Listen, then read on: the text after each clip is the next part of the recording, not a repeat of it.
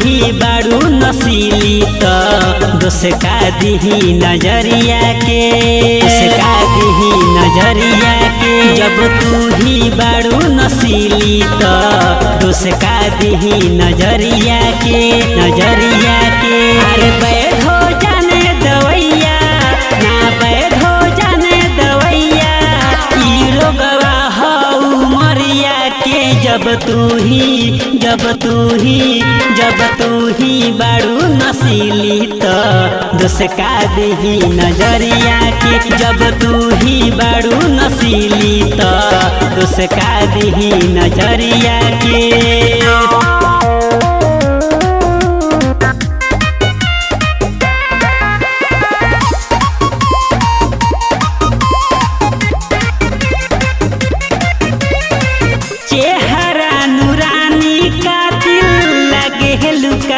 तिल में आँखिया के सीढ़ी से उतर गइलू दिल में।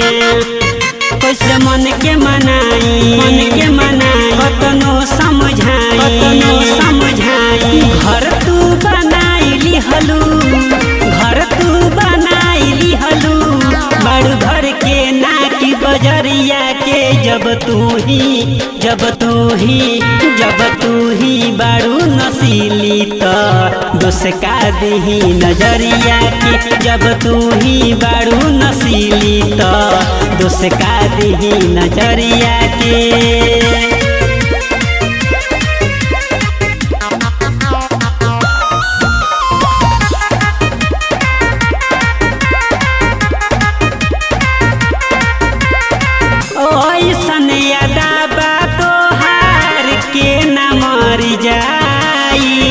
तोहरा के पाके गोरिया के नया गराई बड़ू पागल बनैले, हाही अखिया से कइले साजन विकास पास